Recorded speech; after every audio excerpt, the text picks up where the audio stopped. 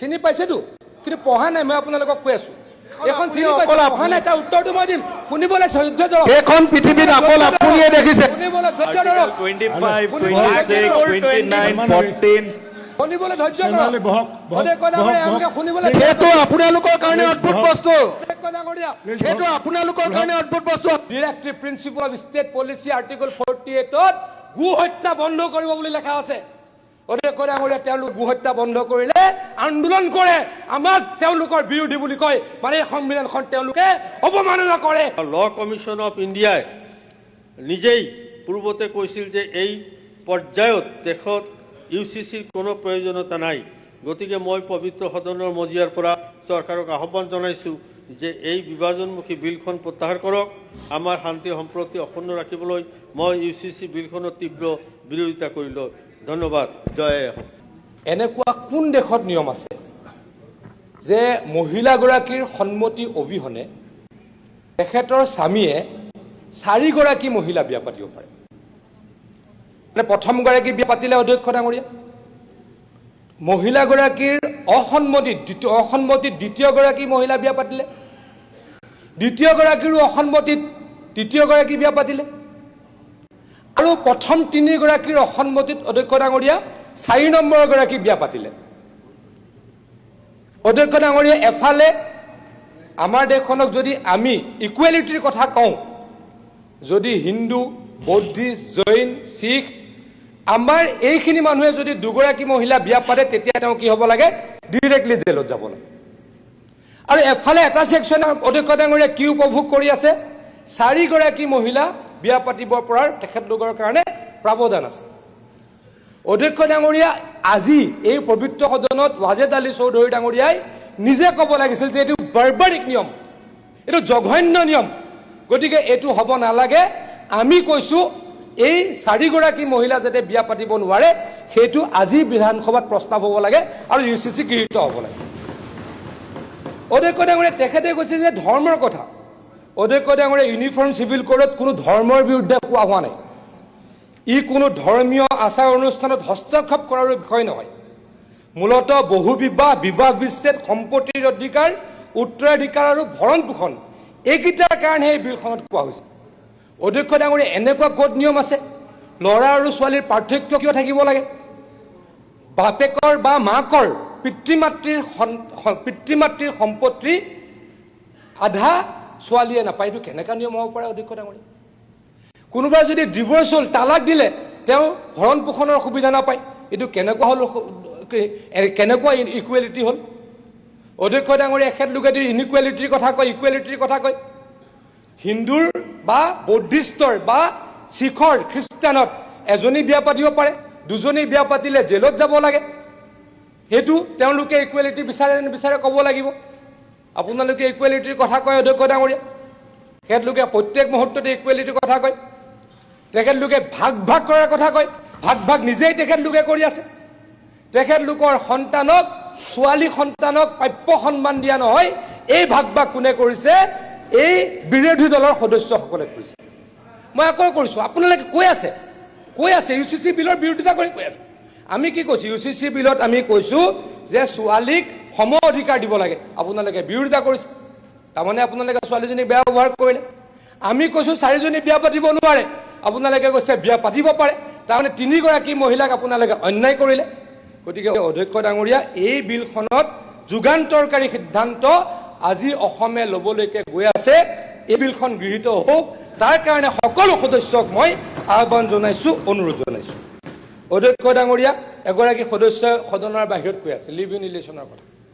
Live in relation বিলখনত চাগে নিষিদ্ধ কৰা হোৱা নাই অধ্যক্ষ ডাঙৰীয়া কিন্তু ৰেজিষ্ট্ৰেশ্যন কৰাৰ কথা কোৱা হৈছে অধ্যক্ষ ডাঙৰীয়া কোন মাক বাপেকে বিচাৰে দিল্লীলৈ পঠোৱা 18 বছৰীয়া ল'ৰাটো 18 বছৰীয়া ছোৱালীজনী বাপেক মাকে গম নোপোৱাকে দিল্লীত বা বেংগলোৰত বা চেন্নাইত লিভ ইন ৰিলেশ্যনত থাকক কোনে বিচাৰে আপোনালোকে এই সদনৰ যোগেদি মই সকলোকে প্ৰশ্ন কৰিব খুজিছোঁ অধ্যক্ষ ডাঙৰীয়া আজিৰ পৰা কেইদিনমানৰ আগতে যেতিয়া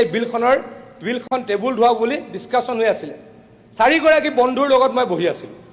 এগৰাকী সাংবাদিক বন্ধুৱে কৈছিলে এইটো বিৰাট বেয়া কথা হৈছে মই ব্যক্তি একদম পাৰ্চনেল কৈছোঁ নাম নকওঁ সঁচা ঘটনা মই 4 জন ব্যক্তি আলোচনা কৰি আছোঁ ক'লে যে এইটো বেয়া কথা হৈছে লিভ ইন ৰিলেশ্যনৰ ওপৰত কিয় নিষেধাজ্ঞা হ'ব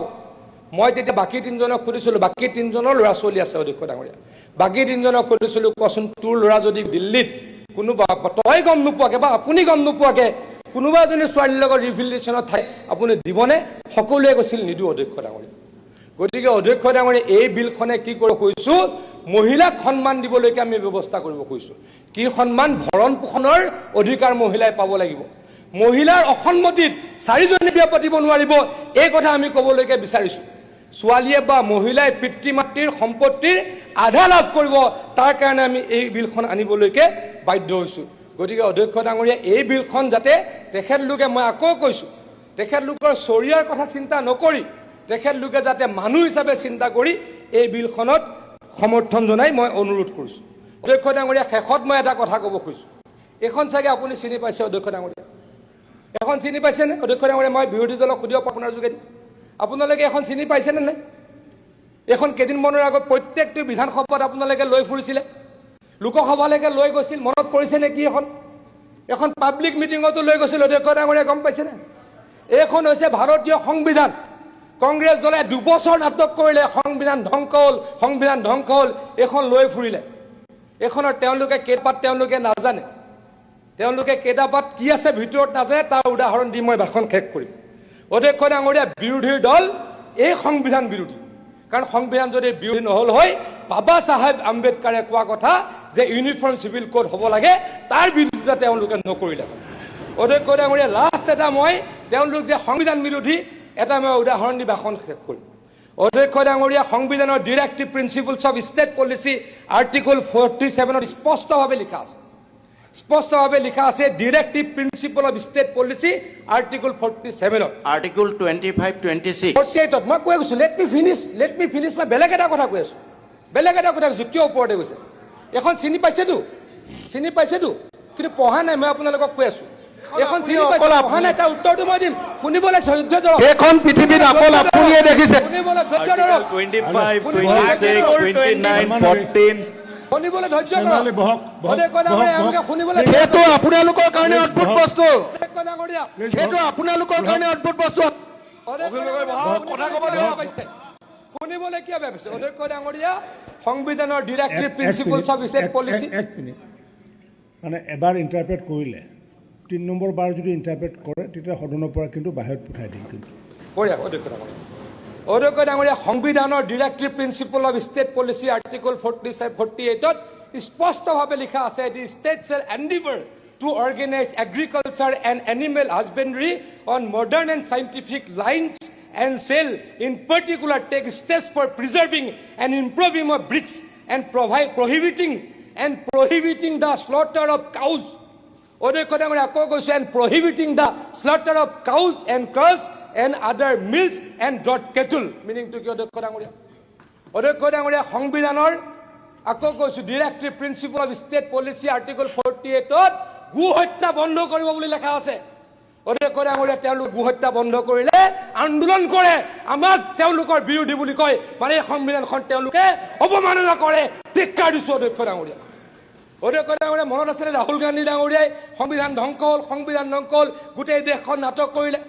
মোদী ডাঙৰীয়াই সংবিধান ধ্বংস কৰিলে, বিজেপিয়ে সংবিধান ধ্বংস কৰিলে। এই সংবিধান তেওঁলোকে পঢ়াও নাই, এই সংবিধান নাজানেও এই সংবিধান অৱমাননা কৰিছে। এই কথাৰ তীব্ৰ বিৰোধিতা কৰি এই UCC বিলৰ সমৰ্থনত আজি আপুনি ক'বলৈ দিয়াৰ বাবে ধন্যবাদ জ্ঞাপন কৰিলোঁ। আৰু এই UCC বিলখন আমাৰ এই সদনত আজি গৃহীত হওক, যাতে লাখ লাখ মহিলাই, লাখ লাখ যুৱতীয়ে ন্যায় পায়, তাৰ বাবে আহ্বান জনাই অনুৰোধ জনাই